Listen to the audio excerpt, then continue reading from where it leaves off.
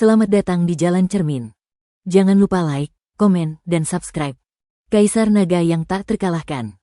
Bab tahun 1431 sampai tahun 1440. Manusia adalah spesies yang aneh.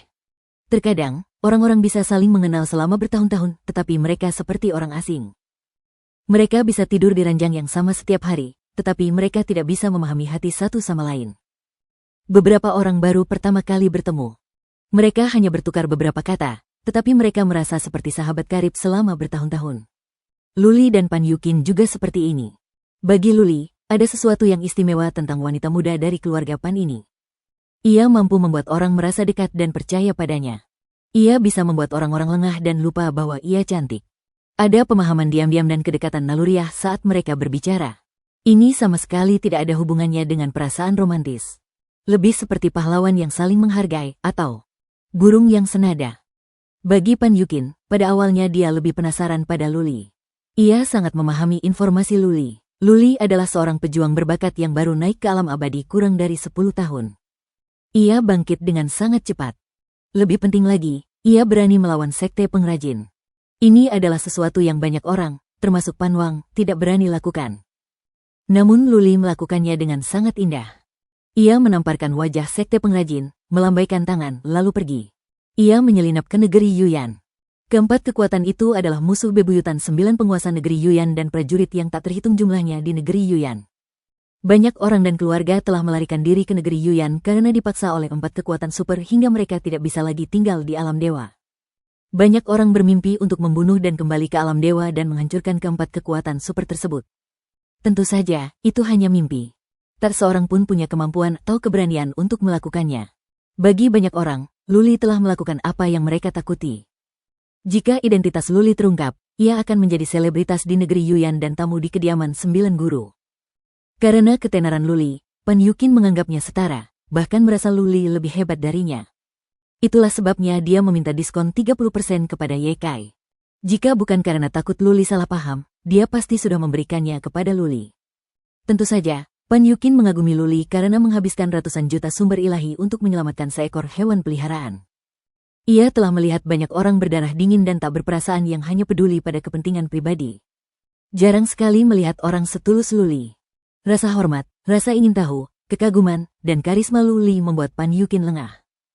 Ia merasakan kedekatan alami dengan Luli. Mungkin karena Luli masih muda, Pan Yukin tidak begitu terkendali. Itulah sebabnya mereka bisa mengobrol seperti itu. Setelah keduanya saling memandang dan tersenyum, mereka tidak berkata apa-apa. Namun, mereka sama sekali tidak merasa malu. Sebaliknya, dia tampaknya dapat memahami apa yang ingin dikatakan pihak lain hanya dengan sekali pandang. Perasaan ini terasa sangat aneh bagi mereka berdua. Tak satu pun dari mereka mencoba menghilangkan perasaan aneh ini dan hanya duduk diam di sana. Gelombang. Hingga batasan ruangan itu tersentuh, Pan Yukin segera menutupi wajahnya dengan kerudung dan berjalan ke pintu, ingin menutup batasan itu.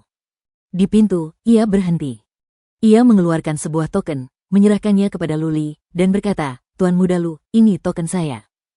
Habiskan dan fokuskan pikiran Anda padanya. Setelah itu, Anda bisa mengirim pesan singkat kepada saya. Jika ada sesuatu yang Anda butuhkan bantuan saya, beritahu saja saya." Luli memegang jimat giok yang indah di tangannya, merasa jimat itu cukup berat. Ia tersentuh karena seorang wanita muda dari keluarga besar begitu mempercayainya. Mereka baru saja bertemu dan hanya bertukar beberapa patah kata. Tidak perlu ada ucapan terima kasih antar teman. Luli mengambil token itu, menatap mata Pan Yukin dengan tulus, dan berkata, "Nyonya Pan, jika Anda membutuhkan sesuatu di masa mendatang, silakan kirim pesan kepada saya. Selama saya bisa, saya tidak akan menolak." Pan Yukin mengangguk. Demi menyelamatkan seekor hewan peliharaan, Luli bersedia membayar 500 juta sumber ilahi. Ia orang yang tulus. Ia akan menepati janjinya. Membuka formasi penghambatan, Ye Kai berdiri di luar. Ia menangkupkan tinjunya dan berkata, "Nyonya Qin, Tuan muda Lu, hewan peliharaannya sedang dirawat." Patriark Tian bilang ia akan segera bangun. Mata Luli berbinar-binar. Ia mengenakan topeng dan berjalan keluar dengan penuh semangat. Ia menoleh. Pria tua beralis putih itu baru saja memberi si putih kecil ramuan ajaib. Lalu, tangannya bersinar hijau seolah sedang membantu si putih kecil. Luli tidak melihat ramuan itu jadi dia tidak tahu apa itu. Tentu saja, Luli akan menerimanya meskipun itu hanya ramuan biasa, bukan rumput es. Ia tidak peduli apapun selama si putih bisa hidup kembali. Luli menunggu dengan gugup di samping, sementara Pan Yukin berdiri diam di samping. Setelah 1 jam, si putih kecil tiba-tiba bergerak dan membuka matanya. Putih kecil. Luli berteriak kaget. Mendengar suara Luli, si putih kecil membuka matanya dan menatap Luli. Ia melompat dan melompat ke pelukan Luli. Hahaha. Luli tertawa terbahak-bahak melihat si putih kecil menciumnya dengan penuh semangat dan kasih sayang. Wajah dan pakaiannya berlumuran air liur. Ada air mata di matanya. Si putih kecil adalah sahabat yang tumbuh bersamanya dan telah menyelamatkan hidupnya berkali-kali. Bagi Luli, si putih kecil sudah seperti saudaranya sendiri. Bagaimana mungkin dia tidak gembira ketika saudaranya sendiri akhirnya terbangun setelah tertidur bertahun-tahun? Ye Kai menunggu Luli dan Xiao Bai bermesraan sejenak sebelum mengeluarkan sebuah cincin dan berkata, "Tuan Muda Lu, ini material mistis yang Anda inginkan. Semuanya ada di sana. Silakan periksa." Luli mengangguk. Ia mengambil cincin itu dan memeriksanya dengan kekuatan psikis. Setelah memastikan angkanya benar, ia bertanya, "Berapa banyak sumber ilahi yang kau inginkan?" Ye Kai menatap Pan Yukin dan berkata sambil tersenyum, "Tuan Muda Lu, hanya 200 juta sumber ilahi saja sudah cukup." 200 juta? Luli terkejut. Sebelumnya, satu set material berharga 60 hingga 70 juta sumber ilahi. 5 set harganya lebih dari 300 juta sumber ilahi. Sekarang, 200 juta adalah diskon yang lebih rendah lagi. Dia melirik Pan Yukin. Pan Yukin tersenyum tipis dan tidak banyak bicara. Luli tidak membantah. Ia mengeluarkan sumber ilahi dan menyerahkannya kepada Ye Kai. Sambil menangkupkan tinjunya, ia berkata, "Nyonya Qin, kepala pelayan Ye, perjalanan masih panjang. Kita akan bertemu lagi. Aku ada urusan. Aku harus pergi." Pan Yukin tidak memintanya untuk tinggal.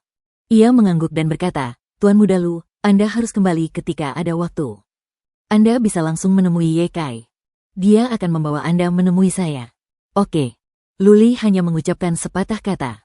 Lalu, ia menangkupkan tinjunya lagi dan pergi bersama pelayan itu. Ye Kai tidak melihat Luli keluar. Ia meminta Patriark Tian dan yang lainnya untuk pergi sebelum bertanya, "Nyonya Qin, mengapa Anda begitu mengagumi orang ini? Apakah dia benar-benar orang itu? Informasinya tidak boleh bocor." Pan Yukin memerintahkan dengan nada tegas yang tidak biasa, bahkan keluarga pun tidak boleh melaporkannya. "Jangan terlalu banyak bertanya.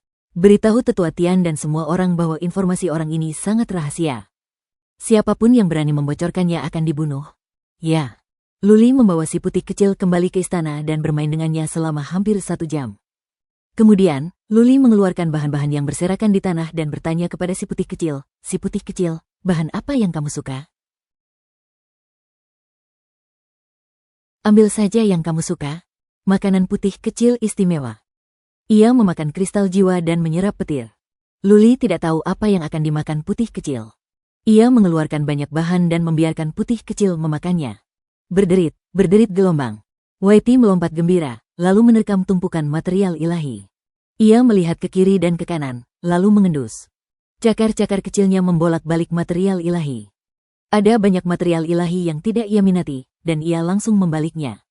Cerit, cicit. Tiba-tiba, si putih kecil menemukan kristal putih. Ia menggigitnya beberapa kali dan memekik kegirangan. Kristal itu pun ditelannya dalam beberapa gigitan. Kristal awan. Luli mengenali material ini. Itu bukan kristal langka atau biasa. Setiap kristal akan berharga lebih dari selusin sumber ilahi. Jika si putih kecil bisa makan 100 sehari, harganya akan lebih dari 1000 sumber ilahi. Ini dia. Luli menyingkirkan semua kristal awan dan memeriksanya dengan cermat. Jumlahnya lebih dari 1000. Ia bertanya, "Putih kecil, apakah kau suka batu-batu ini?" Waiti melirik tumpukan material dewa dan bahkan melihat sekeliling. Pada akhirnya, ia tetap memegang kristal awan dengan cakar kecilnya dan menolak melepaskannya. "Oke, makanlah sebanyak yang kau mau." Luli melambaikan tangannya dan meminta seorang pelayan untuk membeli 30.000 kristal awan. Ratusan ribu sumber ilahi tidak ada artinya bagi Luli. Selama putih kecil bahagia, Luli bahkan tidak akan terkejut jika putih kecil bisa memakan jutaan sumber ilahi. Pelayan itu pergi menemui Ye Kai. Ye Kai memberi Luli 30.000 kristal awan tanpa ragu. Kristal awan itu tidak berharga, jadi Ye Kai hanya membantu Luli. Pan Yukin telah menyelamatkan ratusan juta sumber ilahi Luli hanya dengan beberapa patah kata. Ratusan ribu sumber ilahi itu tidak ada apa-apanya. Setelah semuanya selesai, Luli menemui Yuan Sangjang dan memberitahu bahwa mereka bisa berangkat kapan saja. Ia sudah membeli bahan-bahannya. Yuan Sangchang takut penundaan yang lama akan menimbulkan masalah. Ia memutuskan untuk segera berangkat. Lagi pula, semakin cepat formasi naga dibangun, semakin aman lembah penembus langit. Markas besar Istana Penembus Langit berada di lembah penembus langit. Mereka berempat meninggalkan kota dan menaiki kereta perang Phoenix. Luli naik ke kereta perang dan pergi ke kabin. Ia bahkan mengaktifkan formasi penghambatan. Setelah bermain dengan Whitey beberapa saat, Whitey tertidur setelah memakan lebih dari 100 kristal awan. Ia baru saja bangun, jadi tubuhnya masih lemah. Karena telah menelan begitu banyak energi, ia tentu perlu mencernanya. Butuh 7 atau 8 hari untuk sampai ke Istana Penghancur Langit, dan itu pun dengan syarat mengendarai Flying Luan. Namun, ini membuktikan bahwa Istana Penghancur Langit tidak terlalu jauh dari kota Raja Pan. Luli terus berkultivasi dalam pengasingan. Dia mempelajari jurus pembunuh pencekikan spasial sembari mengolah kekuatan dewa dan memperkuat jiwanya. Kecepatan kultivasi kekuatan dewanya agak lambat, tetapi kecepatan kultivasi jiwanya sangat cepat. Itu karena pil obat yang sedang ia gunakan adalah pil obat yang digunakan oleh para ahli maha kuasa dari alam dewa. Pil-pil itu adalah pil obat bermutu tinggi, dan kekuatan jiwanya meningkat pesat. 7 atau 8 hari berlalu dalam sekejap mata. Di luar, Yuan Sangchang telah mengaktifkan formasi penghambatan. Luli terpaksa keluar. Burung Phoenix terbang itu tiba di luar sebuah lembah yang luas. Lembah ini jauh lebih besar daripada lembah artefak. Ada 3 puncak menjulang di 3 sisinya. Di depan lembah, terdapat tembok setinggi ribuan kaki. Seluruh lembah diperkirakan selebar ribuan mil. Dari kejauhan, tampak kastil, paviliun, dan rumah-rumah bangsawan. Banyak pula pepohonan yang menjulang tinggi. Pemandangannya sungguh indah. Istana Penghancur Surga. Di atas gerbang kota, terdapat 3 karakter berkilauan. Di tembok kota, terdapat barisan prajurit berbaju zirah mengilap. Semua ini menunjukkan kekuatan Istana Penghancur Langit. Berderit gelombang. Gerbang kota terbuka. Seorang lelaki tua berjubah mewah berjanggut panjang keluar bersama sekelompok orang. Di luar gerbang kota, puluhan prajurit langsung berlutut dan berteriak, "Salam, Wakil Master, salam, para leluhur." Saat itu, Luli, Yuan Sangchang, dan yang lainnya sedang turun dari burung Phoenix terbang. Ia melirik lelaki tua berjubah mewah itu dan terkejut. Istana Penghancur Langit pandai merayu orang. Bahkan Wakil Master pun keluar untuk menyambut mereka. Pria ini jelas seorang prajurit super perkasa di alam dewa. Lagi pula, dia datang bersama lebih dari selusin patriark. Yuan Sangchang berjalan bersama Luli dan yang lainnya. Yuan Sangchang tersenyum dari kejauhan.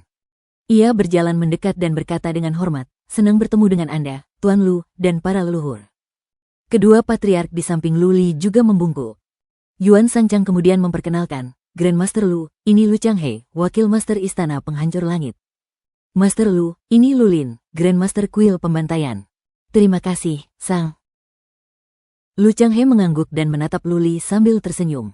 Luli tahu bagaimana bersikap karena ia bersikap sopan. Ia menangkupkan tinjunya dan berkata dengan sopan, "Senang bertemu Anda, Tuan Lu." "Hahaha." Lu Changhe tertawa terbahak-bahak. Ia mengelus jenggotnya dan berkata, "Grandmaster Lu, Anda masih sangat muda dan sudah menjadi seorang master. Anda adalah talenta muda. Generasi muda akan melampaui kita pada waktunya." Sikap Lu Changhe memang baik, tetapi para tetua di belakangnya tidak senang karena Luli mengenakan topeng rubah perak dan dia tidak memberi hormat.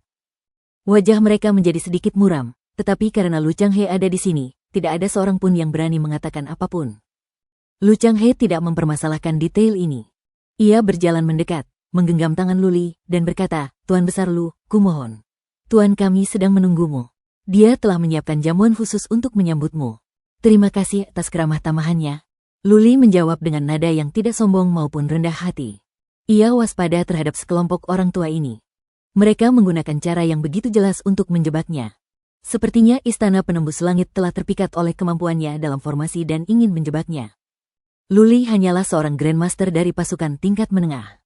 Kemampuannya tidak buruk dan dia bisa membunuh beberapa prajurit perkasa di alam dewa. Namun, bagi para prajurit super perkasa di keilahian, kemampuan seperti itu tak ada apa-apanya. Mereka bisa mengalahkannya hanya dengan jentikan tangan. Kecuali jika Istana Penembus Surga mengetahui identitas aslinya, mengapa lagi mereka mengirim wakil master untuk menyambutnya? Hanya ada satu penjelasan. Istana Penembus Langit ingin merekrutnya dan mengajaknya bergabung dengan mereka. Jika sebelumnya, Luli mungkin akan mempertimbangkan untuk bergabung dengan pasukan. Namun, sekarang, ia telah menyerah. Ia merasa betah di kuil pembantaian. Ia tidak bisa meninggalkan sekelompok orang untuk bergabung dengan kekuatan lain. Apalagi, bahkan jika Luli ingin bergabung dengan pasukan, dia tidak akan bergabung dengan pasukan seperti Istana Penembus Langit. Ada kekuatan tertinggi di atasnya dan kekuatan 9 Raja Abadi. Bagaimana mungkin dia bergabung dengan Istana Penembus Langit? Oleh karena itu, sikapnya tidak terlalu baik atau terlalu buruk. Ia tidak ingin menyinggung Istana Penembus Langit. Tentu saja, jika Istana Penembus Langit ingin berbuat jahat, Luli tidak akan keberatan menggunakan amarah petir untuk meratakan Istana Penembus Langit dengan tanah. Istana Penembus Langit sangat besar. Ada banyak prajurit di sana. Begitu Luli masuk, ia menyadari banyak orang diam-diam menggunakan kekuatan psikis untuk memeriksanya. Banyak orang diam-diam mengintipnya. Semua orang penasaran dan bingung. Siapakah Luli? Mengapa Lu Changhe datang menyambutnya secara langsung? Setelah beberapa belokan, mereka tiba di kedalaman lembah. Akhirnya, mereka tiba di sebuah istana indah yang terbuat dari batu giok putih. Di luar berdiri barisan prajurit dan dayang. Pemandangan yang sungguh mengesankan. Lu Changhe mengantar Luli masuk ke dalam istana. Sekilas, Luli melihat seorang wanita duduk di singgasana es. Yang mengejutkannya bukanlah itu, penguasa Istana Penembus Langit adalah seorang wanita. Wanita ini sangat mirip dengan Yuan Sanjiang. Mereka hampir sama. Namun, Luli tahu bahwa wanita ini jauh lebih muda daripada Yuan Sanjiang. Kata-kata sederhana Yuan Yuyu memberi Luli banyak informasi. Yuan Yuyu dan Yuan Sanjiang adalah saudara tiri dari ayah yang sama tetapi ibu yang berbeda. Sepertinya mereka tidak dekat. Yuan Yuyu sekuat prajurit super perkasa di alam dewa. Namun, ia tidak sekuat Lu Changhe. Oleh karena itu, Yuan Yuyu bisa berada di posisi ini karena ayahnya telah mewariskannya kepadanya atau karena ia memiliki kemampuan khusus. Apapun caranya, agar seorang wanita bisa menjadi pemimpin kekuatan besar dan memiliki posisi yang stabil, pasti ada sesuatu yang terjadi. Yuan Yuyu ini bukanlah orang yang sederhana. Luli menangkupkan tinjunya dan berkata, "Senang bertemu denganmu, Tuan Yuan."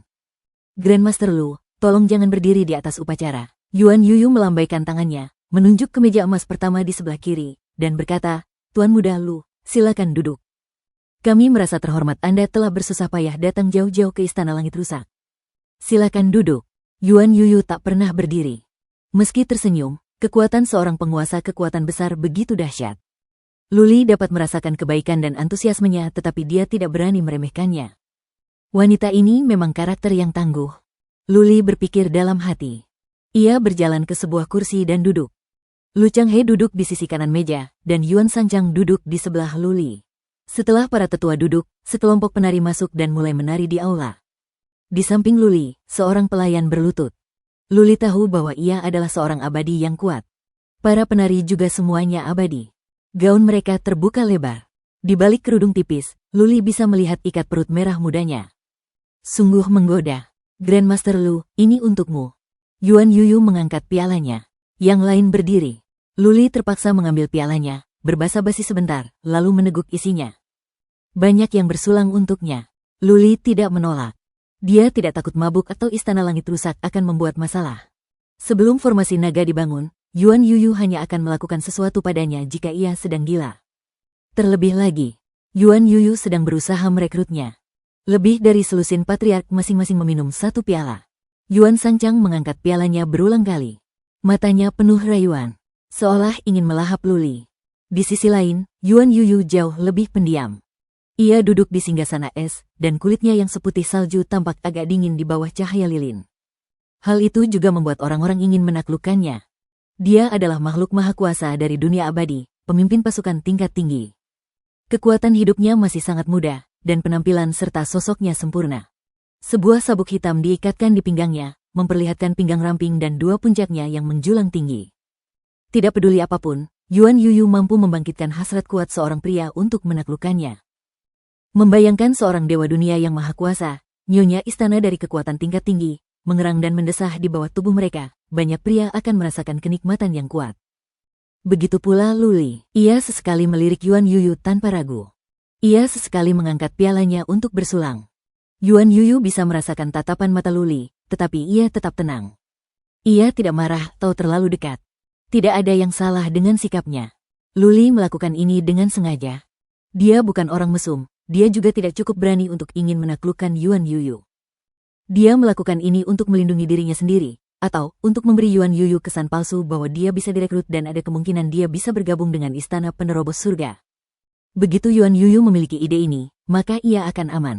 Selama ia tidak sepenuhnya menolak bergabung dengan istana penembus langit, ia akan aman. Dia memiliki Void Traverser dan Wrath of Thunder. Namun, istana penembus surga memiliki 2 prajurit super maha kuasa di Divinity. Jika dia disergap, dia bisa langsung terbunuh. Ia sudah memikirkan hal ini dalam perjalanannya ke sini. Mendapatkan sumber ilahi itu mudah, tetapi ia harus hidup untuk menghabiskannya. Oleh karena itu, di sepanjang perjalanan, ia telah menunjukkan niat baiknya kepada Yuan Sangjang, menunjukkan bahwa ia dapat mempertimbangkan untuk bergabung dengan istana penembus langit. Kini, ia kembali menunjukkan niat baiknya. Yuan Yuyu akan memikirkan cara merekrutnya, bukan cara membunuhnya. Baiklah, Grandmaster Lu, Anda pasti lelah. Biar saya antar Anda beristirahat. Anda bisa tinggal di lembah penembus langit selama beberapa hari, lalu membangun formasi. Yuan Yuyu pergi setelah kenyang. Sebelum pergi, ia melirik Luli. Ia menyeringai dan ada secercah cinta di matanya. Jantung Luli berdebar kencang. Kedua saudari itu bukan orang baik, gumam Luli dalam hati. Yuan Yuyu sedang menggodanya. Ia memberinya perasaan bahwa ia punya kesempatan, tetapi sulit untuk melakukannya. Ini taktik umum yang digunakan banyak perempuan. Mereka akan menjaga jarak, bersikap dingin, dan acuh tak acuh. Lalu, tiba-tiba, mereka akan menggodamu. Rasanya seperti ada kucing yang menggaruk-garuk hatimu. Namun saat Anda mencoba mendekati mereka dan membawa hubungan Anda ke jenjang selanjutnya, mereka akan terbang menjauh seperti kupu-kupu, tidak memberi Anda kesempatan sedikit pun. Yuan Sangjang menunjukkan Luli sebuah aula samping di belakang istana. Aula samping ini elegan dan memiliki lingkungan yang nyaman. Di sudut, ada sejenis dupa aneh, memenuhi ruangan dengan wangi yang ringan. Grandmaster Lu, apakah Anda ingin mandi? Aku bisa menggosok punggungmu. Sebuah tangan diletakkan di bahu Luli. Sebuah tubuh yang lembut dan hangat menekannya. Suara Yuan Sangjang terdengar di dekat telinga Luli. Napasnya terasa di leher Luli, begitu menggoda. Luli sudah tidak perawan lagi. Ia sama sekali tidak terpengaruh. Ia minggir, berbalik, dan berkata sambil tersenyum, Patriark Yuan, kau pasti lelah. Sebaiknya kau istirahat lebih awal. Tuan Yuyu terlalu banyak bersulang untukku malam ini. Aku masih linglung. Kita bicarakan lagi besok saja. Luli pandai bertutur kata, secara tidak langsung menunjukkan bahwa ia tidak tertarik pada Yuan Sangjang dan ingin Yuan Yuyu menemaninya. Dia secara tidak langsung menyatakan bahwa dia ingin merekrut Yuan Sangjang. Yuan Sangjang saja tidak cukup. Tapi jika Yuan Yuyu bisa menemaninya, maka itu bukan masalah besar. Sebagai seorang kepala istana, bagaimana dia bisa tidur dengan seseorang dengan mudahnya?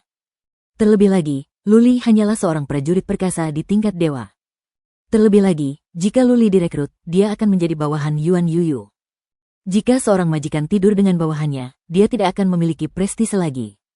Oleh karena itu, Luli yakin Yuan Yuyu tidak akan menyerah begitu saja. Dengan begitu, ia punya cukup waktu untuk mengulur waktu. Ketika formasi naga didirikan dan sisa sumber ilahi diperoleh, dia bisa segera pergi. Baiklah, Grandmaster Lu, istirahatlah lebih awal. Ekspresi Yuan Sangjang agak tidak wajar. Ia berkata dengan dingin, lalu berbalik dan pergi. Wajar jika Luli menolaknya, tapi dia menyebut Yuan Yuyu. Ini pasti membuatnya kesal. Hehe, Luli tidak mandi.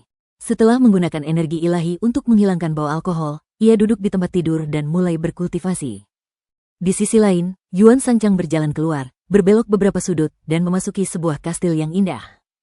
Yuan Yuyu duduk dengan tenang di dalamnya. Ketika melihat Yuan Sangjang masuk, ia sedikit mengernyit dan bertanya, kau tidak memulai?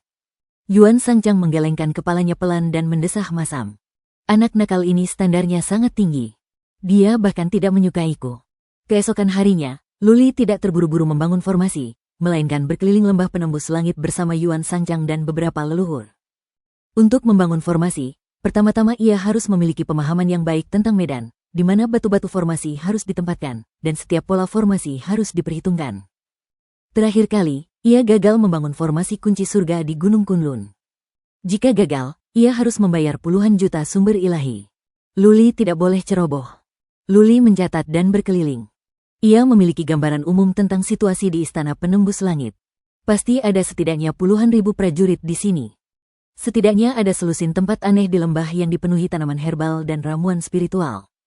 Luli bahkan menemukan beberapa gua di sisi lembah. Terdapat batasan yang kuat di luar, dan beberapa prajurit menjaga gua-gua tersebut. Luli bertanya-tanya apa yang ada di dalamnya. Banyak orang di Istana Penembus Langit penasaran dengan Luli. Sehari sebelumnya, wakil guru datang untuk menyambutnya secara langsung. Hari ini, beberapa tetua muncul di lembah bersamanya. Yang paling mengejutkan mereka adalah energi Luli tidak kuat. Dia hanya seorang abadi dalam daftar. Bagaimana mungkin dia diperlakukan dengan begitu hormat? Apakah dia seorang tuan muda dari kekuatan super? Luli berkeliaran seharian. Kemudian, ia kembali ke kamarnya dan mulai menulis dan menggambar. Ia membuat sketsa mata formasi, pola, dan garis berdasarkan medan lembah penembus langit. Ia menyibukkan diri selama sehari penuh 2 malam sebelum akhirnya berhenti menggambar. Ia tidak langsung membentuk formasi. Sebaliknya, ia mulai memimpin Yuan Sangchang mengelilingi lembah, berputar-putar selama 2 hari penuh.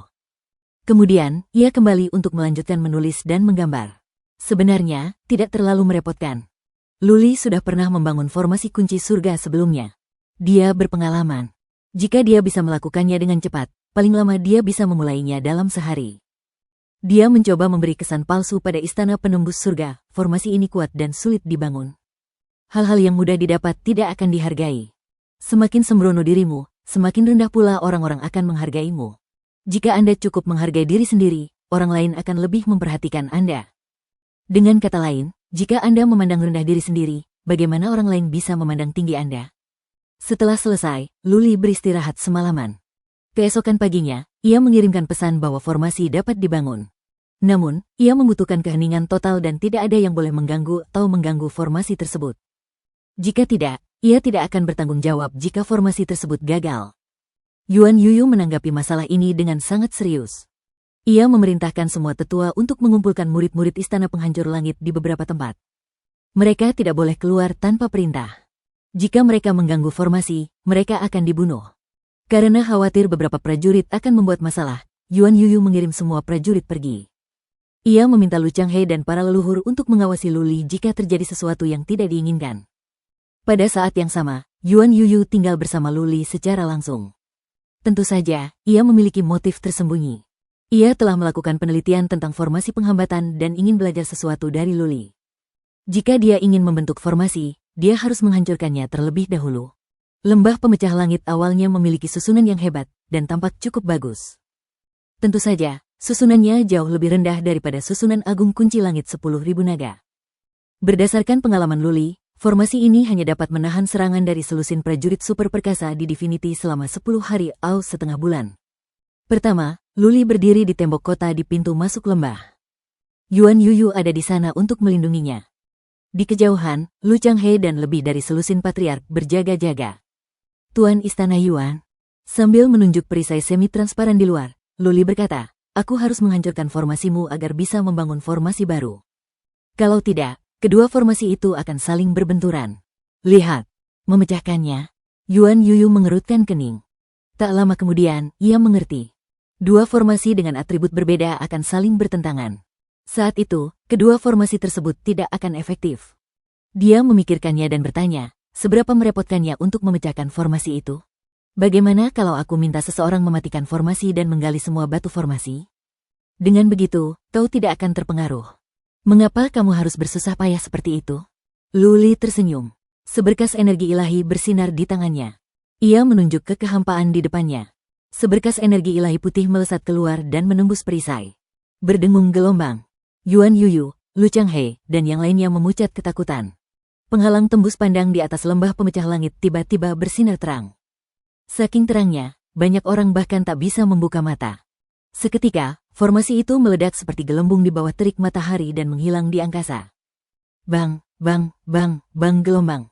Bersamaan dengan itu, batu-batu formasi yang semula terkubur di dalam formasi tersebut meledak satu persatu. Ledakannya pun teratur dan berurutan. Tanah di banyak tempat terasa sedikit bergetar. Semua garis formasi dan inti formasi telah lenyap. Formasi pelindung lembah pemecah langit telah hancur total di depan mata semua orang. Apa yang sedang terjadi? Apa itu? Apakah ada serangan musuh? Aku tidak tahu. Para leluhur tidak memberi perintah. Jangan bergerak. Tuan dan para leluhur ada di tembok kota. Lembah pemecah langit sedang kacau balau. Untungnya, ada pemimpin di sana. Yuan Yuyu dan yang lainnya ada di sana. Tidak ada yang berani bergerak. Yuan Yuyu dan yang lainnya tidak menghiraukan kata-kata para murid. Mereka semua tercengang. Bahkan Yuan Yuyu dan Lu Changhe, yang tampak canggih, pun tercengang. Satu jari untuk memecahkan formasi. Formasi lembah pemecah langit disebut formasi naga. Formasi ini telah ada selama puluhan ribu tahun. Saat itu, seorang guru tua meminta seorang guru formasi untuk membangunnya dengan harga tinggi. Selama puluhan ribu tahun, formasi ini diserang berkali-kali dan retak 3 kali. Akhirnya, formasi ini harus diperbaiki oleh seorang ahli formasi. Tercatat dengan jelas di istana, formasi itu mampu menahan serangan lebih dari selusin prajurit super perkasa selama 10 hari atau setengah bulan setiap kalinya. Waktu tercepat yang pernah memecahkannya adalah lebih dari 3.000 tahun yang lalu, ketika 15 dewa dunia ilahi dan puluhan ribu seniman bela diri menghabiskan waktu 9 hari untuk menghancurkannya. Formasinya memang tidak kuat, tetapi bagi Yuan Yuyu dan yang lainnya, formasi itu bagus. Sekarang, Luli memecahkannya dengan satu jari. Lagi pula, Luli hanya sekuat seorang abadi dalam daftar. Kemampuan komprehensifnya tampaknya lebih kuat daripada rata-rata prajurit perkasa di alam dewa. Yuan Yuyu memiliki pemahaman yang jelas tentang jurus Luli. Itu hanyalah pelepasan energi ilahi secara eksternal. Tidak ada prinsip dasar atau jurus pembunuh khusus di dalamnya. Yuan Yuyu, Lu Changhe, dan yang lainnya terkejut dengan jarak yang sangat jauh di antara mereka, dan mereka sangat terkejut. Kalau saja Luli tidak terlihat seperti seorang pendekar ulung, mereka pasti akan bertanya-tanya apakah Luli adalah pendekar ulung di alam dewa. Dia tidak mungkin menjadi prajurit tertinggi di dewa. Yuan Yuyu yakin akan hal ini. Ia telah mengumpulkan informasi tentang para pendekar agung di negeri Yuyan dan bahkan di alam dewa. Yang terpenting adalah napas kehidupan Luli. Kalau saja Luli adalah seorang pendekar ulung di kalangan dewa, dia pasti telah menimbulkan sensasi di kalangan dewa. Karena dia bukan seorang prajurit tertinggi di alam dewa, hanya ada satu penjelasan. Ilmu formasi Luli telah mencapai tingkat yang mengerikan. Dia menemukan cacat pada formasi naga dan memecahkannya dengan satu jari. Dia seorang jenius.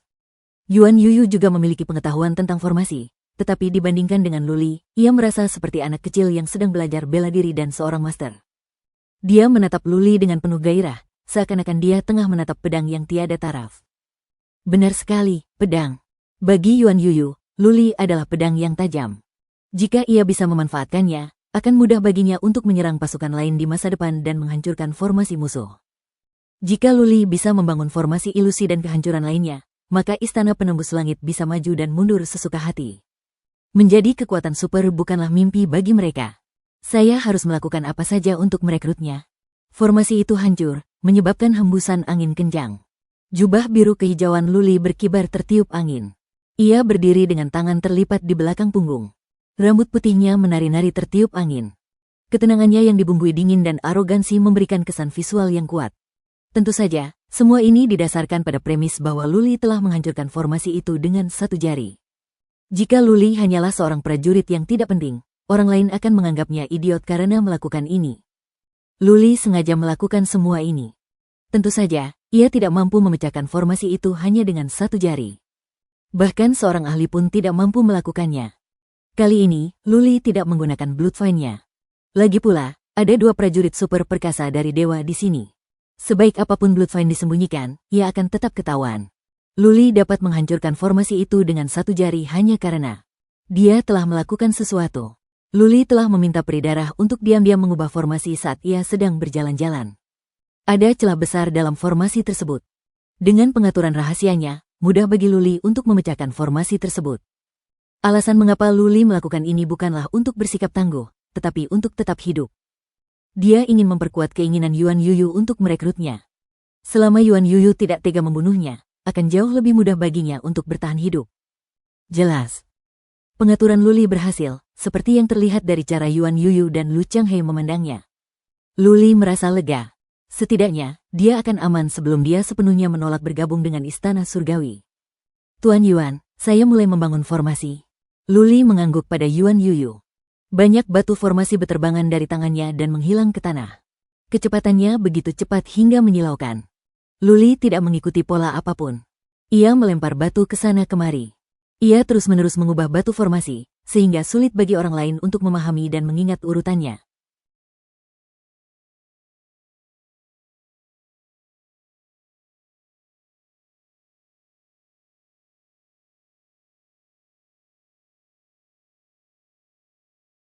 Tentu saja, bahkan jika mereka dapat mengingatnya, apa yang dapat mereka lakukan?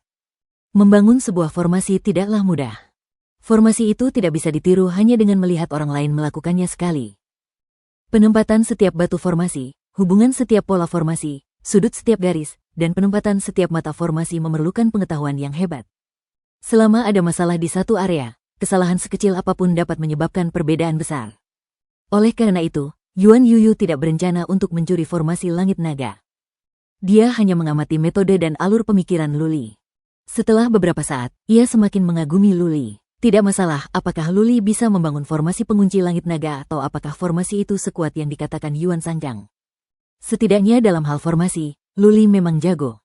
Ia hanya bisa mengakui bahwa ia tidak sebaik Luli. Ia merasa perbedaannya bagaikan langit dan bumi. Luli tidak berhenti untuk beristirahat. Ia bergerak di sekitar lembah dan melemparkan batu-batu formasi yang tak terhitung jumlahnya. Banyak garis terhubung. Mata formasi telah dihitung dan semuanya beres. Hanya saja butuh waktu lama. Awalnya, Yuan Yuyu mengikuti Luli. Lama-kelamaan, ia merasa lelah. Formasi tidak bisa dipelajari hanya dengan melihat-lihat. Akhirnya, ia memutuskan untuk berhenti belajar secara diam-diam. Setiap profesi memiliki spesialisasinya sendiri. Energi seseorang selalu terbatas. Mustahil mencapai alam yang lebih tinggi dalam segala aspek. Jika dia ingin mencapai tingkat yang sangat tinggi di bidang formasi untuk waktu yang sangat lama, hal itu pasti akan memengaruhi kemajuan seni bela dirinya. Inilah yang dimiliki Luli di masa lalu. Alasan Luli tidak mempelajari formasi sepanjang waktu adalah karena ia ingin menjadi seorang prajurit. Ia tidak ingin fokus menempa artefak seumur hidupnya. Oleh karena itu, ketika ia merasa kesenjangan antara dirinya dan Luli terlalu lebar, ia pun menyerah untuk belajar. Ia malah memikirkan cara merekrut Luli dan cara merekrutnya. Apakah saya benar-benar harus mengorbankan tubuh saya? Pang itu. Yuan Yuyu sedang berpikir keras. Ia adalah seorang prajurit super perkasa di alam dewa, tetapi penguasa istana pemecah langit harus berkompromi. Mau tak mau, ia merasa tidak nyaman. Lagi pula, jika masalah ini tersebar, reputasinya akan tercoreng. Tuan adalah wanita yang suka berganti pasangan. Bagaimana mungkin bawahannya bisa menerimanya? Bagaimana mereka bisa memiliki kekompakan dan loyalitas? Luli tidak memperhatikan Yuan Yuyu. Ia memusatkan seluruh perhatiannya pada formasi. Formasi bukanlah permainan. Satu kesalahan saja bisa menghancurkan semua upaya sebelumnya. Puluhan juta sumber ilahi akan terbuang sia-sia. Oleh karena itu, menjelang akhir, Luli tidak peduli lagi. Ia akan pasrah jika ada yang ingin membunuhnya. Ia tidak boleh teralihkan saat ini. Lu Changhe, Yuan Sangjang, dan yang lainnya telah mengikuti Luli kemana-mana untuk berjaga-jaga jika terjadi kecelakaan yang mengganggu Luli. Misalnya, jika seorang murid tiba-tiba muncul dan mengejutkan Luli. Luli bisa saja menyalahkan istana pemecah langit. Ia bisa saja menuntut harga yang sangat tinggi dan meminta ratusan juta sumber ilahi dari istana pemecah langit. Formasi di Gunung Kunlun membutuhkan waktu 3 hingga 4 hari untuk dibangun, sementara formasi di sini membutuhkan waktu 9 hari 9 malam. Menjelang akhir, kemajuan Luli lambat. Terkadang, ia membutuhkan beberapa jam untuk menyelesaikan satu batu formasi. Jelas, Luli sengaja melakukan ini. Ia ingin istana pemecah langit berpikir bahwa pembentukan formasi itu akan memakan waktu dan energi yang lama. Ia ingin orang lain berpikir bahwa tidak mudah baginya untuk membangun formasi tersebut. Yuan Yuyu telah lama pergi. Patriark Lu dan yang lainnya telah bersamanya. Bagi para dewa setingkat ini, mereka bisa hidup tanpa tidur atau istirahat selama 1 atau 2 tahun.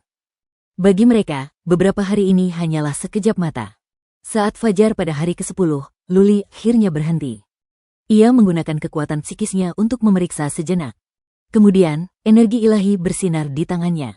Ia menghantam tanah dan berteriak, "Bangkit!" Layaknya percikan api yang membakar padang rumput, gelombang energi ilahi itu menerangi formasi di bawah tanah. Tak lama kemudian, formasi itu mulai menyebar ke segala arah. Kemudian, seluruh lembah penembus surga menyala. Gelombang energi suci menyelimuti lembah penembus surga, membuat semua orang waspada. Sabar. Tetap di tempatmu dan tunggu perintah. Bunuh siapapun yang berani bergerak. Tubuh Lu Changhe melayang ke udara dan dia berteriak dengan marah. Luli telah berpesan agar mereka tidak panik jika terjadi gerakan aneh atau bergerak. Jika tidak, Istana Pemecah Langit akan bertanggung jawab jika terjadi kesalahan pada formasi. Suara mendesing. Yuan Yuyu terkejut. Ia terbang dan berdiri di udara. Ia melihat naga-naga emas itu berdesing dan saling melilit. Tak lama kemudian, mereka membentuk jaring emas di udara. Ia tercengang. Luli tidak berbohong padanya. Ia tahu bahwa formasi ini kuat, jauh lebih kuat daripada formasi aslinya. Puluhan ribu naga emas melayang di udara. Akhirnya, mereka membentuk jaring yang menyelimuti seluruh lembah penembus langit. Cahaya keemasan yang tak terbatas menerangi seluruh lembah, dan puluhan ribu orang di bawahnya juga diterangi cahaya keemasan. Setelah puluhan tarikan napas, cahaya keemasan itu meredup. Perisai di udara pun terbentuk. Luli memejamkan mata untuk memeriksa waktu pembakaran satu batang dupa. Kemudian, ia mengangguk dan berkata, kunci langit naga sudah selesai. Tuan Yuan, Tuan Lu, kalian boleh keluar dan mencobanya. Jika kalian bisa menembus formasi ini, aku tidak akan meminta bayaran apapun. Baiklah, ayo kita keluar dan mencobanya. Yuan Yuyu sangat ingin mencobanya. Formasinya bagus, dan auranya mengerikan. Meskipun demikian, apakah formasi itu akan berhasil atau tidak, masih harus diuji. Mereka tidak akan setuju menghabiskan 3 miliar untuk formasi yang tampak mengesankan tetapi tidak berguna. Ledakan, ledakan, ledakan gelombang dua prajurit super perkasa dari dewa menyerang dengan ganas. Mereka berdua mengeluarkan senjata, tetapi tidak menggunakan jurus terkuat mereka. Lagi pula, ini bukan masalah hidup dan mati. Mereka tidak perlu mempertaruhkan nyawa. Mereka tidak akan menggunakan kartu as mereka di depan begitu banyak orang. Meski begitu, serangan kedua orang ini masih sangat tirani, terutama Lu Changhe, yang menyemburkan aliran cahaya keperakan. Seakan-akan Bima Sakti runtuh. Kekuatan dahsyat itu membuat banyak murid gemetar ketakutan. Serangan Yuan Yuyu tampak biasa saja. Ia melambaikan lengan bajunya dan menembakkan sinar merah. Sinar merah itu membentuk burung phoenix dan menghantam perisai. Ini bukan pertama kalinya mereka melihat guru mereka menyerang, tetapi banyak murid masih mengaguminya. Bagi banyak murid, guru ini bagaikan dewi. Ia adalah perpaduan antara kecantikan, kebijaksanaan, dan kekuatan. Bagi banyak orang, Yuan Yuyu kemungkinan besar akan menjadi prajurit tertinggi di alam dewa. Saat itu, Istana Penembus Langit akan menjadi kekuatan super dan bahkan menggantikan dewa. Kedua prajurit perkasa itu telah menyerang selama 2 jam. Kunci langit naga tidak hanya tidak retak, bahkan tidak bergetar, dan warnanya pun tidak berubah. Oke. Yuan Yuyu memeriksa Heaven Lock of Dragons dengan saksama. Ia melambaikan tangannya dan berkata, Paman Lu, ini sudah cukup. Kita tak bisa menembus formasi ini. Kurasa tak ada lagi prajurit super perkasa dari dewa yang bisa melakukannya, kecuali seorang prajurit agung dari dewa datang. Lu Changhe mengangguk. Dia juga merasakan hal yang sama. Serangan mereka tidak mencapai titik kritis. Oleh karena itu, mereka tidak dapat menghancurkan formasi tersebut bahkan jika mereka menyerang selama 1.000.000 tahun, apalagi 2 jam. Ini bagus. Yuan Yuyu dan Lu Changhe sangat gembira. Dengan formasi ini, Istana Penembus Langit tidak akan khawatir selama mereka tidak menyinggung kekuatan super dan 9 Raja Dewa. Tak ada pasukan peringkat atas yang bisa menjadi ancaman bagi Istana Penembus Langit. Istana Penembus Langit bisa maju atau mundur, menyerang atau bertahan, yang akan bermanfaat bagi perkembangannya di masa depan. Berdengung gelombang. Luli memancarkan sinar energi Suan. Kunci langit naga menghilang di udara. Yuan Yuyu dan Lu Changhe terbang masuk. Luli memancarkan sinar energi Suan lagi. Formasi itu muncul lagi, tetapi tak lama kemudian menghilang. Formasi ini akan tetap tersembunyi. Begitu seseorang diserang, formasi ini akan muncul. Luli menjelaskan dan menambahkan, formasi ini membutuhkan 10 hari lagi untuk stabil. Setelah 10 hari, saya akan menambahkan lebih banyak batu formasi. Setelah itu, kekuatan pertahanan formasi dapat ditingkatkan sebesar 20%. Desis gelombang. Beberapa tetua menghirup udara dingin. Kekuatan pertahanan Arai masih bisa ditingkatkan? Sekarang dia sudah begitu kuat, level apa yang akan dicapainya jika dia meningkatkannya 20% lagi? Yuan Sanchang bertanya atas nama orang lain, Hall Master Lu, apa tingkat pertahanan terakhir? Luli melirik para prajurit dan berkata sambil tersenyum, tidak terlalu kuat. Paling banter, mereka hanya bisa bertahan dari serangan para prajurit tertinggi di keilahian selama 10 hari. Sedangkan untuk para prajurit super perkasa di keilahian, bahkan 10.000 dari mereka pun tak akan mampu melakukannya. Desis gelombang. Suara orang-orang menghirup udara dingin terdengar. Makhluk agung dari dunia abadi adalah makhluk terkuat di dunia abadi. Makhluk agung dari dunia abadi dapat membunuh semua orang di istana penghancur surga hanya dengan satu gerakan. Selain itu, dilihat dari nada bicara Luli, ini bukanlah formasi terkuat yang dapat ia bangun. Rona merah samar muncul di wajah Yuan Yuyu. Cahaya berkilauan di matanya, membuatnya tampak semakin cantik. Ia bertanya sambil tersenyum, Tuan Istana Lu, dari nada bicaramu, sepertinya kau mampu membentuk formasi yang lebih kuat. Mungkin. Luli mengangkat bahu dan berkata, baru-baru ini, aku sedang mengerjakan sebuah formasi. Jika berhasil, kurasa formasi itu bisa bertahan dari serangan para prajurit tertinggi di keilahian. Selama 10 tahun? Semua orang tercengang. Jika sebuah formasi yang mampu menahan serangan para prajurit tertinggi di keilahian dapat dibangun di lembah penghancur surga, itu dapat memastikan kemakmuran istana penghancur surga untuk generasi mendatang. Lagi pula, bagaimana mungkin seorang pendekar ulung di Divinity bisa menyerang selama 10 tahun? Haha. Luli tersenyum dan berkata, formasi ini hanya ideku. Kemungkinannya untuk dibangun tidak tinggi. Terlalu sulit. Aku hanya sedang memikirkannya. Jika bukan karena formasi naga, tak seorang pun akan percaya kata-kata Luli. Namun kini, banyak yang mempercayainya. Ketika Luli mengatakan bahwa kemungkinan membangun formasi seperti ini tidak tinggi, semua orang mengira dia sedang merendah. Kemungkinannya sangat tinggi. Grandmaster Lu, terima kasih. Ayo kita istirahat dulu. Saya sudah menyiapkan jamuan makan, kata Yuan Yuyu. Suasana hatinya tampak lebih baik. Oke, Luli lelah. Ia memikirkannya dan berkata, aktifkan formasi selama 10 hari. Jika semuanya berjalan baik setelah 10 hari, maka semuanya akan baik-baik saja. Setelah 10 hari, saya akan mengajari Anda cara mengendalikan formasi. Klaim Luli tentang 10 hari dan peningkatan 20% dalam kekuatan formasi semuanya omong kosong. Sekarang formasi sudah dibangun, tidak akan ada masalah lagi. Luli punya alasan untuk mengatakan ini, ia mengkhawatirkan keselamatannya sendiri. Sebelum formasi selesai, Yuan Yuyu dan yang lainnya tidak akan berani melakukan apapun padanya. Tujuan utama Luli adalah pergi bersama sang sumber ilahi. Segala yang telah ia lakukan adalah untuk tujuan ini. Di dalam istana giok putih, jamuan makan telah siap. Kursi-kursinya sama seperti sebelumnya, tetapi kali ini, ada 2 pelayan yang berlutut di samping Luli. Kali ini, Yuan Yuyu lebih banyak tersenyum dan bersulang untuk Luli. Lu Changhe dan yang lainnya pun melakukan hal yang sama. Mereka berbicara kepada Luli dengan lebih hormat. Yuan Yuyu dan yang lainnya mulai merekrut Luli dengan sekuat tenaga. Dia sangat berbakat dan tidak terlalu kuat. Jika mereka bisa merekrutnya, dia akan mudah dikendalikan. Di mana mereka bisa menemukan bakat seperti itu? Sekarang sudah ada satu, mereka akan berusaha semaksimal mungkin merekrutnya. Hidangan malam ini berbeda. Luli belum pernah mendengar banyak hidangan seperti itu. Beberapa hidangan daging masuk ke mulutnya, dan ia merasakan gelombang kehangatan menjalar ke seluruh tubuhnya. Ia merasa nyaman dari ujung kepala hingga ujung kaki. Luli tidak bisa menggunakan energi ilahi untuk memaksa anggur keluar. Ia dihujani oleh orang lain dan bersulang untuknya satu demi satu. Sekuat apapun ia tak sanggup menahannya.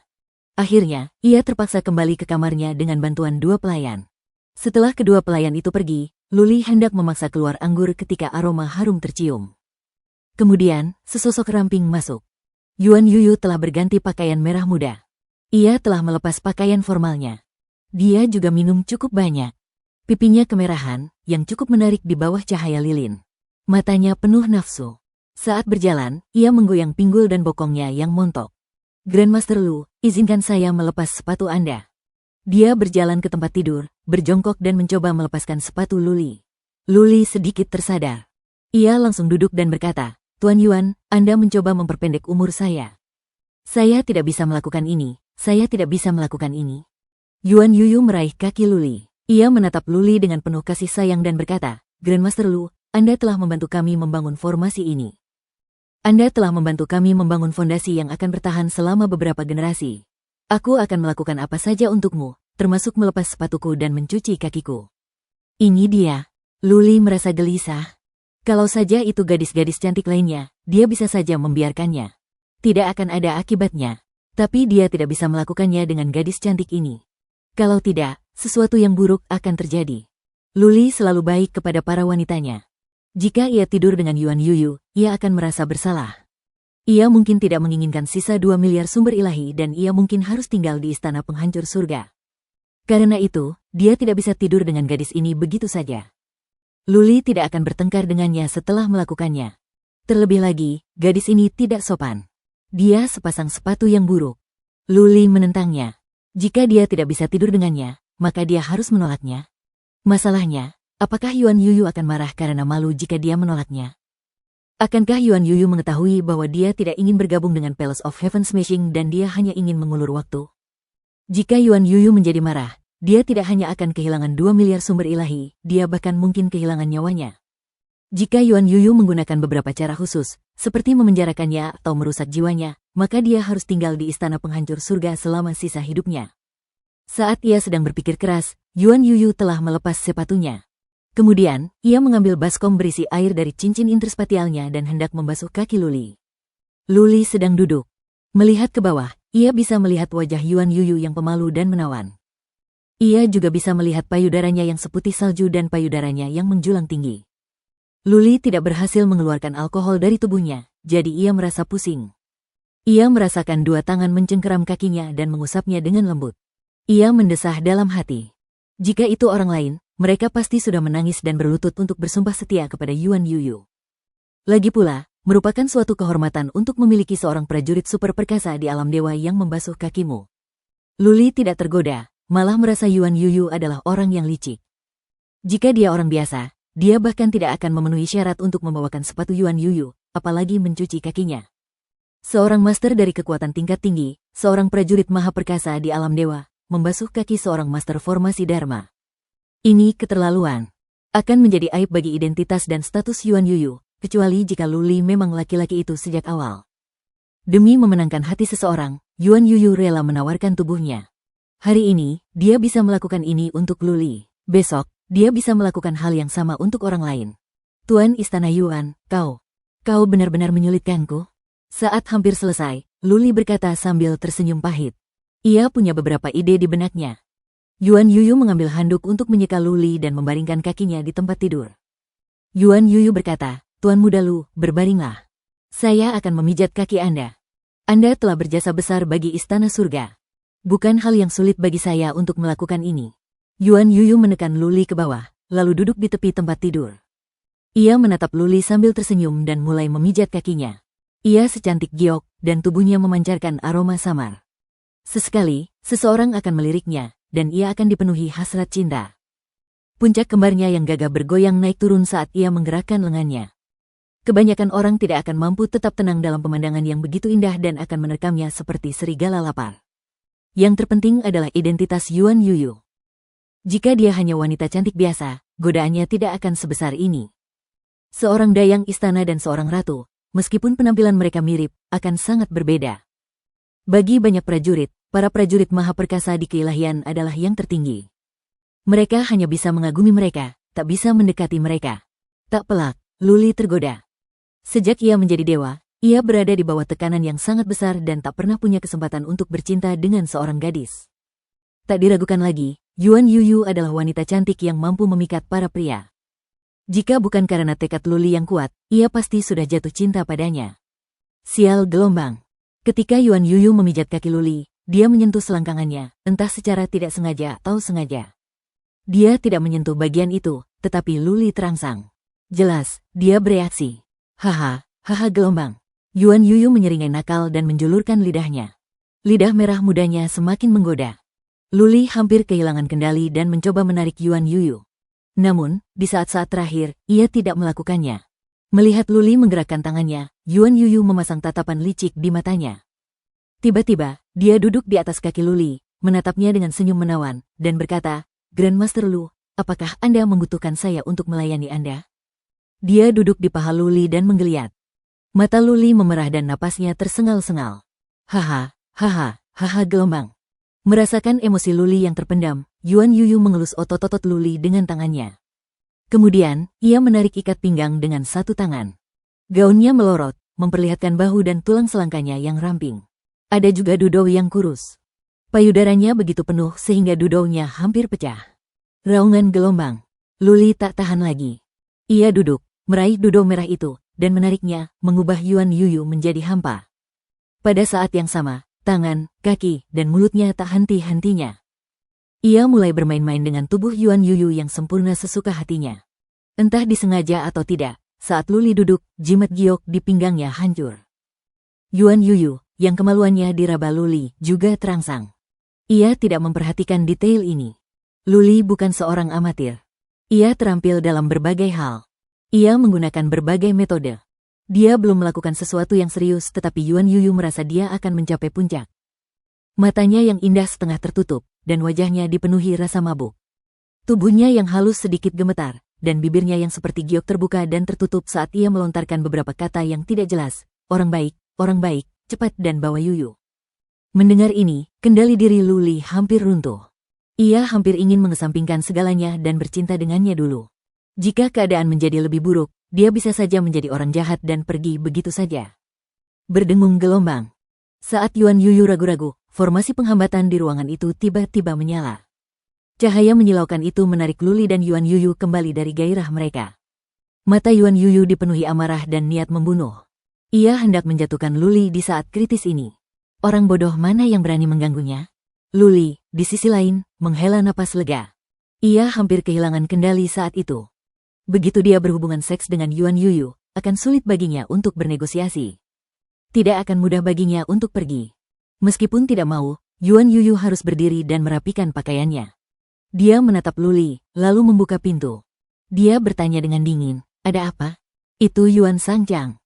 Ia tahu Yuan Yuyu baru saja melakukan sesuatu yang tidak pantas ketika melihat betapa mesranya Yuan Yuyu. Ia bertanya-tanya apakah Yuan Yuyu telah melakukannya atau tidak. Yuan Sangchang tidak berani melihat ke dalam. Ia menangkupkan tinjunya dan berkata, "Guru, formasi kunci naga tiba-tiba bersinar. Kami khawatir, jadi kami harus meminta guru besar Lu untuk melihatnya." Oh. Kunci surga naga tidak akan bersinar tanpa alasan kecuali seseorang menyerang formasi tersebut. Yuan Sangchang telah menjelaskan bahwa formasi itu tiba-tiba bersinar. Jelas, itu bukan serangan. Bahkan, formasi bercahaya itu adalah hasil karya Luli. Luli sudah mengaturnya saat ia sedang membangun formasi. Saat Yuan Yuyu membasuh kakinya, ia sudah memutuskan. Ketika dia duduk, jimat giok itu tidak rusak karena kecelakaan. Dia melakukannya dengan sengaja. Begitu jimat giok itu rusak, mekanisme kecil yang telah disiapkan Luli akan terpicu, dan kunci langit naga akan bersinar. Mereka yang berada di luar tidak tahu apa yang sedang terjadi. Mereka takut terjadi kesalahan dalam formasi dan para prajurit istana penghancur langit akan terbunuh. Oleh karena itu, meskipun Yuan Sangchang tahu bahwa Yuan Yuyu dan Luli berselingkuh, dia tidak punya pilihan selain mengganggu mereka. Luli memeriksa dan segera menyimpulkan, ada formasi kecil di lembah penghancur surga yang belum hancur. Itulah sebabnya formasi itu terpicu. Tapi Luli sudah mengurusnya, jadi tidak akan ada masalah lagi. Oh, gelombang. Yuan Yuyu mengangguk dan berkata, "Memang ada formasi." Aku ceroboh. Itu formasi tak terlihat. Yuan Yuyu tidak menjelaskan secara detail. Sebenarnya, formasi ini berfungsi untuk memantau murid-murid istana penghancur langit. Karena ada begitu banyak patriark di sini, tidak nyaman baginya untuk menjelaskannya. Setelah beberapa saat, Yuan Yuyu tidak lagi berani merayu Luli. Ia meminta Yuan Sangxiang dan yang lainnya untuk menenangkan Luli, lalu pergi sendiri. Luli tidak kembali beristirahat. Setelah Lu Changhe pergi, ia bertanya kepada Yuan Sangchang, "Patriark Yuan, kapan kau akan memberiku sisa sumber ilahi?" Tentang itu. Yuan Sangchang tidak menyangka Luli akan tiba-tiba menanyakan hal ini. Dia mencibir dalam hati. Awalnya, Yuan Yuyu tidak ingin memberinya sisa sumber ilahi. Bukankah Luli hampir tidur dengan Yuan Yuyu barusan? Kenapa dia baru bertanya tentang sumber ilahi sekarang? Apa dia takut kalau dia tidur dengan Yuan Yuyu, mereka tidak akan memberinya sumber ilahi? Ada beberapa hal yang Yuan Sangchang tidak bisa katakan dengan lantang. Setelah ragu-ragu sejenak, ia berkata, "Saya perlu bertanya kepada guru tentang hal ini. Saya akan memberikan jawaban sesegera mungkin. Grandmaster Lu, jangan khawatir. Aku akan memberimu sumber ilahi yang dijanjikan." Itu bagus. Luli menganggukkan kepalanya sedikit dan berkata, "Setelah mendapatkan sumber dewa, dapat dianggap aku telah menjawab perintah saudara-saudara di kuil pembantaian. Dia juga dapat melakukan yang terbaik untuk menstabilkan formasi Myriad Dragon Skylock dan memastikan tidak ada yang salah." Ancaman dalam kata-kata Luli sangat kuat. Jika Luli menolak memberinya sumber ilahi, dia tidak akan melakukan yang terbaik dan dia tidak bisa menjamin bahwa formasi naga akan tetap utuh. Jika terjadi kesalahan dengan formasi kunci langit naga segudang, usaha istana penghancur surga akan sia-sia. Ekspresi Yuan Sangxiang sedikit berubah. Ia segera berdiri sambil tersenyum dan berkata, "Saya akan pergi dan bertanya kepada kepala istana." "Silakan duduk." Yuan Sangchang menggoyangkan bokongnya yang indah sambil berjalan pergi. Tak lama kemudian, ia berubah menjadi istana. Setelah menjelaskan tujuan kunjungannya, ekspresi Yuan Yuyu menjadi muram. Dia terdiam dan mulai bergumam sendiri. Ada beberapa hal yang tidak bisa dia pahami. Luli hampir saja berhubungan seks dengannya tadi. Bagaimana mungkin dia bersikap bermusuhan dan memohon sumber ilahi dengan begitu kejamnya? Dia telah merendahkan dirinya dan bahkan rela menyerahkan dirinya kepada Luli. Bukankah ini sepadan dengan 2 miliar sumber ilahi? Kau ingin mendapatkan wanita dan uangnya? Kamu berharap? Yuan Yuyu mencibir. Ia marah karena Luli tidak tahu apa yang baik untuknya. Jika Luli setuju bergabung dengan Istana Penghancur Langit, ia bahkan bisa memberinya 4 miliar, apalagi 2 miliar. Meski begitu, ancaman Luli sangat kuat. Jika ada yang salah dengan formasi kunci langit naga, semua usahanya sebelumnya akan sia-sia. Ia akan membiarkan Luli menyentuh tubuhnya tanpa alasan apapun. Setelah satu batang dupa habis terbakar, Yuan Yuyu berkata dengan niat membunuh yang kuat, kau bilang kita bisa memberinya sumber ilahi setelah formasinya stabil. Kita akan mencoba merekrutnya dalam beberapa hari ke depan. Kalau dia tidak bisa, aku sendiri yang akan membunuhnya dalam perjalanan pulang. Dia ingin merebut sumber ilahi kita. Bermimpilah. Rencana Luli berhasil. Yuan Yuyu tidak ingin melepaskan bakat seperti Luli. Ia juga tidak ingin ada yang salah dengan formasi kunci langit naga. Jika orang lain, dia akan bertindak segera setelah formasi terbentuk. Dia akan menangkap atau mengendalikan Luli. Dengan begitu, dia tidak perlu memberikan sumber ilahi dan bisa menjadikan seorang master formasi sebagai budaknya. Tapi sekarang, dia tidak berani bertindak gegabah. Bagaimana kalau terjadi kesalahan saat dia menangkap Luli, dan ada yang salah dengan formasi kunci langit naga? Bukan hanya usaha mereka akan sia-sia, tetapi formasi aslinya juga akan hancur. Mereka harus mempekerjakan lebih banyak orang untuk membangun kembali formasi tersebut. Yuan Sanchang mengerti. Ia menghampiri Luli dan berkata sambil tersenyum manis, Guru besar Lu, guru kami berkata bahwa sumber ilahi tidak masalah.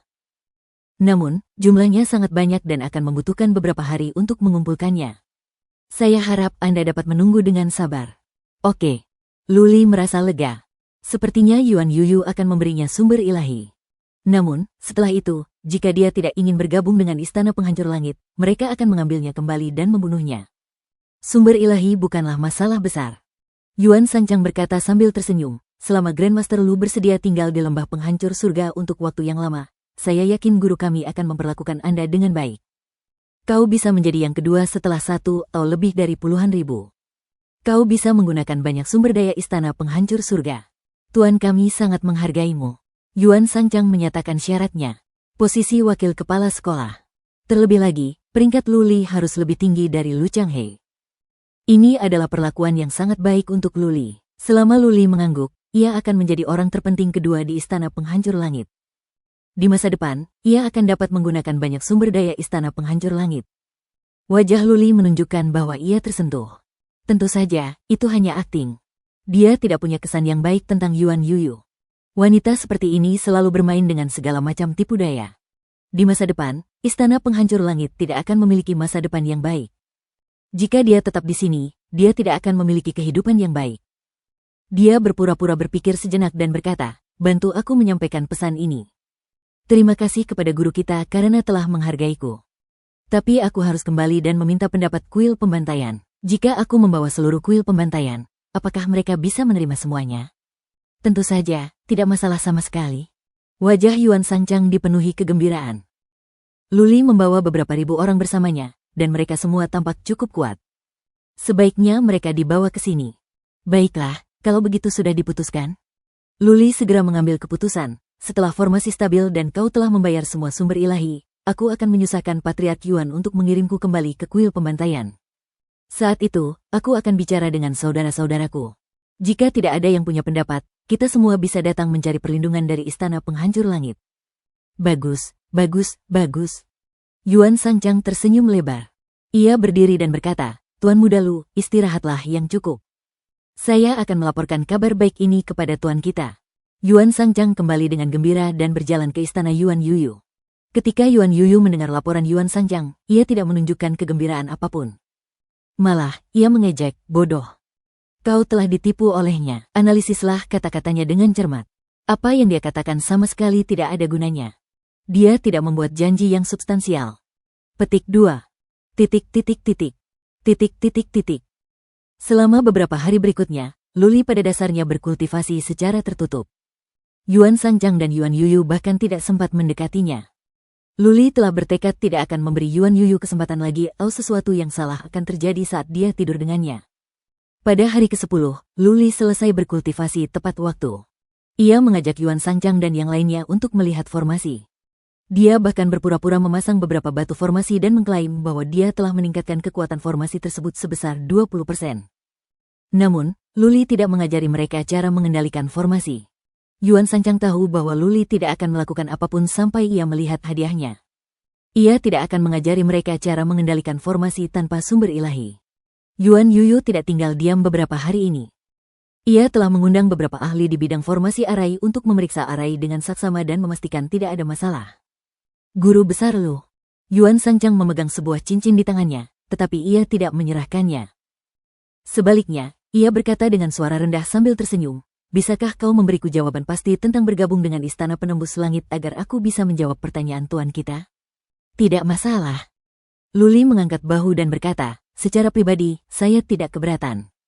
Ketika saya kembali, saya akan mengumpulkan semua anggota. Jika mereka setuju, kita akan segera pindah ke sini. Patriark Yuan, Anda bisa pergi bersama kami. Saya akan mengumpulkan semua anggota di depan Anda untuk berdiskusi." Kata-kata Luli tulus. Yuan Sanchang menyerahkan cincin itu. Luli mengambilnya dan memeriksanya dengan kekuatan batin. Setelah memastikan jumlah sumber ilahinya tepat, ia menyimpannya sambil tersenyum. Luli memberitahu Yuan Sanchang cara mengendalikan formasi kunci surga dan Yuan Sanchang meneruskannya ke patriark lain. Sang patriark terbang mendekat dan mencoba mengendalikan formasi. Ia mengangguk setelah memastikan semuanya benar. Waktu adalah hal terpenting. Luli melambaikan tangannya dan berkata, "Patriark Yuan, tolong atur semuanya. Besok, kita akan berangkat ke Gunung Kunlun. Setelah semuanya selesai, kita bisa kembali secepatnya, kan?" Juga, Luli tiba-tiba mendekat ke Yuan Sanchang dan berbisik di telinganya, "Aku ingin bicara dengan guru kita malam ini. Minta beliau datang ke kamarku untuk mengobrol." "Tentu saja. Jika Patriark Yuan juga ingin datang, itu akan menjadi yang terbaik." Kata-kata Luli membuat Yuan Sanchang gemetar. Beraninya Luli ingin mempermainkannya. Meski menarik, Yuan Yuyu mungkin tidak menyetujuinya. Tatapan kematian. Yuan Sanchang mencubit pinggang Luli dan berkata, "Kau terlalu banyak meminta. Kau berharap." Hahaha. Luli berbalik dan berjalan kembali ke istananya. Yuan Sanchang, di sisi lain, merasa lega. Selama beberapa hari terakhir, Luli menutup pintunya dan menolak menerima tamu manapun, yang mengejutkan Yuan Yuyu dan Bai Suxian. Sekarang, Luli sedang mengincar Yuan Yuyu dan dirinya. Jelas bahwa Luli bersedia bergabung dengan Istana Penembus Langit karena ia menginginkan gadis itu dan uangnya. Ketika Yuan Sanchang menyampaikan kata-kata Luli kepada Yuan Yuyu, kerutan di dahi Yuan Yuyu sedikit mereda. Luli memang serakah, tetapi itu masih bisa diterima. Sumber ilahi tidak ada apa-apanya bagi Yuan Yuyu. Ia bisa mengabdikan dirinya untuk Luli. Ia bahkan bisa melayani Luli bersama adiknya. Yang ia inginkan adalah kesetiaan penuh Luli. Seorang jenderal yang baik sulit ditemukan, dan orang yang berbakat tidak ternilai harganya. Yuan Yuyu tidak akan merasa tenang seandainya Luli menyerah tanpa permintaan apapun. Tuan dan Patriark akan tinggal bersamanya semalam. Ini adalah kondisi yang belum pernah terjadi sebelumnya. Jika Luli masih tidak tahu apa yang baik untuknya, Yuan Yuyu akan langsung membunuhnya. "Saudari." Memikirkan hal ini, Yuan Yuyu berkata dengan nada tidak nyaman, "Kembalilah dan segarkan diri. Ikut aku menemui Lulin nanti malam." "Oke, gelombang." Yuan Sanchang selalu keras kepala. Meski begitu, ia merasa malu. Ia keluar dengan wajah memerah. Yang ada di pikirannya hanyalah bagaimana ia dan Yuan Yuyu akan bercinta dengan Luli di malam hari. Akhirnya malam tiba. Yuan Yuyu dan Yuan Sanchang sedikit malu. Tidak akan jadi masalah besar jika hanya satu orang. Tapi mereka berdua harus tetap bersama satu orang. Mereka berdua tidak dekat. Tak terelakkan mereka akan merasa canggung dan tidak nyaman. Yuan Sanchang mandi dan berganti pakaian merah cerah. Ia memoles riasan tipis, membuatnya tampak menawan dan menawan. Dia datang lebih awal dan menunggu di luar istana Luli untuk kedatangan Yuan Yuyu. Setelah 1 jam, Yuan Yuyu akhirnya tiba. Ia masih mengenakan gaun istana merah muda. Gaun itu panjangnya lebih dari 1/2 meter, dan 2 dayang mengikutinya. Dia menatap Yuan Sanchang yang berdiri di luar dan memaksakan senyum. "Maaf, Kak." Meskipun kedua saudari itu saling dendam, mereka berpura-pura sopan. Yuan Sanchang membungkuk dan berkata, "Itulah yang seharusnya saya lakukan." "Maaf, Guru." Yuan Yuyu melambaikan tangannya dan meminta kedua pelayan itu menunggu di luar. Tanpa perintahnya, tidak ada yang bisa masuk apapun yang terjadi. Yuan Yuyu menenangkan diri dan berjalan masuk ke istana bersama Yuan Sanchang. Suasana di dalam sunyi. Luli tidak ada di aula dan pintunya tertutup rapat. Gelombang. Yuan Yuyu kesal. Luli hanya berpura-pura. Mereka datang bersama, tetapi dia tidak keluar untuk menyambut mereka. Bagaimana dia bisa bersikap angkuh ketika kedua saudara perempuannya telah datang ke rumahnya? Pergi dan ketuk pintunya Gelombang. Yuan Yuyu menghela napas dan melambaikan tangannya. Ia berbalik dan tidak melihat ke arah pintu. Pipinya memerah karena malu dan marah. Akan lebih baik jika Luli menjadi prajurit tertinggi di keilahian. Tapi kekuatannya hanya setara dengan seorang abadi dalam daftar itu. Berdengung Gelombang. Formasi penghambatan di pintu diaktifkan. Yuan Sangchang mengaktifkan formasi penghambatan dengan energi ilahi. Yuan Yuyu merasa gugup. Ia merasa malu, dirugikan, dan penuh harap di saat yang bersamaan. Segala macam perasaan berkecamuk dalam benaknya. Yuan Sangchang pun sama, tentu saja ia merasa lebih dirugikan daripada dirugikan. Sebelumnya, dia mencoba merayu Luli, tetapi Luli tidak tertarik. Sekarang, Luli memintanya untuk menjadi bonus. Jelas, Luli tidak menghormatinya. Tapi apa yang dapat dilakukannya? Dia putus asa. Dia seperti seekor anjing yang menuruti perintah orang lain. Yuan Sangchang menjadi gembira saat memikirkan bahwa dia dan Yuan Yuyu akan menemani Luli. Adik perempuannya selalu meremehkannya, tetapi kemudian dia berlutut di depan Luli seperti anjing dan menerima kebaikannya. Berdengung Gelombang. Formasi penghambatan bersinar selama 10 tarikan napas, tetapi pintunya tidak terbuka. Yuan Sangchang mengerutkan kening. Apa yang sedang dilakukan Luli? Bukankah dia sudah cukup berpura-pura? Yuan Yuyu semakin kesal. Ia merasa dipermalukan oleh Luli. Ia berpikir, jika Luli tidak membuka pintu dalam 10 tarikan napas, ia akan pergi. Tak lama kemudian, waktu untuk 10 napas berikutnya pun berlalu. Namun, pintunya tidak bergerak. Ekspresi Yuan Yuyu dan Yuan Sangchang sangat buruk. Yuan Yuyu menghentakkan kakinya dan hendak pergi. Ia baru saja melangkah beberapa langkah ketika merasakan ada yang tidak beres. Matanya berkedip. Tiba-tiba, ia menembakkan seberkas energi Suan ke arah formasi penghambatan di pintu. Formasi penghambatan di pintu itu biasa saja. Bagaimana mungkin formasi itu bisa menahan serangan dahsyat Yuan Yuyu? Formasi penghambatan di pintu langsung hancur.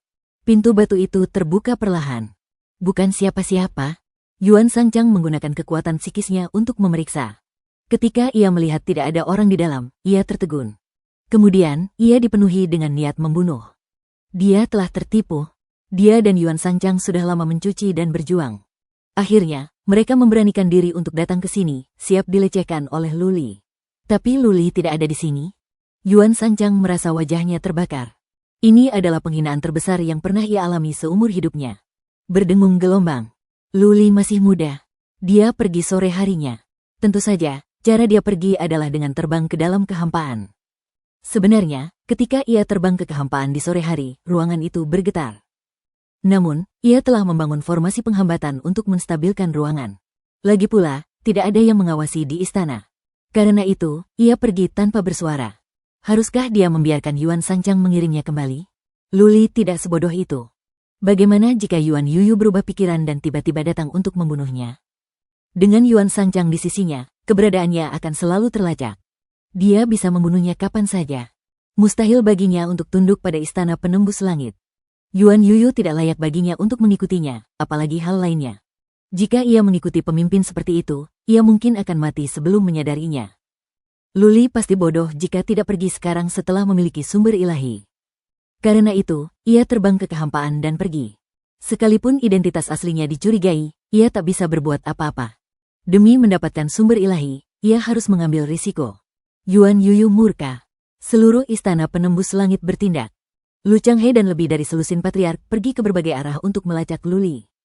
Yang lainnya mencari di sekitar lembah penembus langit. Mereka harus menemukan Luli meskipun harus menggali sedalam-dalamnya. Yuan Yuyu menggunakan kekuatan psikisnya untuk memeriksa. Ia bingung. Bagaimana Luli bisa pergi? Lembah penembus langit penuh dengan orang-orangnya. Ada pengintai di mana-mana. Dengan begitu banyak prajurit kuat yang selalu memeriksa dengan kekuatan psikis, Luli tidak akan bisa pergi tanpa jejak, bahkan jika ia seekor lalat. Hah? Yuan Yuyu tiba-tiba menyadari ada sudut ruangan Luli yang memiliki kekuatan psikis. Ia melihat beberapa batu formasi yang pecah di sudut tersebut. Dia bergegas masuk. Tak lama kemudian, dia mengamuk. Dia berteriak, altar teleportasi. Ada sebuah altar kecil di ruangan itu, tetapi altar itu rusak. Ini adalah tabir asap yang sengaja ditinggalkan Luli. Itu kesepakatan yang bagus. Yuan Yuyu yakin Luli telah pergi melalui formasi teleportasi ini. Ia meninggalkan lembah dengan tenang dan langsung melarikan diri. Seseorang. Yuan Yuyu berteriak dan memerintahkan, kirim semua prajurit dari aula perang. Bagi menjadi 8 tim dan pergi ke 8 arah. Kirim sinyal rahasia untuk melapor segera setelah kalian melihat Lulin. Wus, wus gelombang. Seorang patriark mematikan formasi kunci naga. Lebih dari 10.000 prajurit dari aula perang bergegas keluar. Setiap pemimpin memimpin satu tim. Mereka berpencar ke segala arah seperti belalang, melacak keberadaan Luli. Bagaimana kelompok orang ini bisa melacak keberadaan Luli? Bahkan Lu Changhe pun tak dapat menemukan Luli. Tak ada jejak di luar lembah dan Luli berada ratusan juta mil jauhnya. Luli bisa terbang melintasi beberapa prefektur dalam satu lompatan. Kota Rajapan tidak jauh darinya. Beruntung baginya, ia tiba di kota Rajapan secara kebetulan. Ketika Luli keluar, ia berada di sebuah gunung. Ia menggunakan kekuatan psikisnya untuk memeriksa sebentar dan merasa lega karena tidak ada orang di sekitarnya. Ia mengaktifkan Soul Concealment Battle Armor dan berputar mengelilingi area tersebut. Ia mengeluarkan peta dan membandingkannya dengan lingkungan sekitar. Ia menyadari bahwa ia sudah dekat dengan kota Panking dan langsung merasa sangat gembira. Setelah melewati kota Rajapan, mereka akan dapat kembali ke Gunung Kunlun dalam 10 hingga 15 hari lagi. Selama dia kembali ke Gunung Kunlun, bahkan jika Yuan Yuyu dan Lu Changhe datang, dia tidak akan takut. Formasi besar kunci langit naga segudang bukanlah sesuatu yang dapat ditembus oleh kedua orang ini. Sepanjang perjalanan, Luli sedang dalam suasana hati yang baik. Ia berjalan-jalan dan mendapatkan 3 miliar sumber ilahi.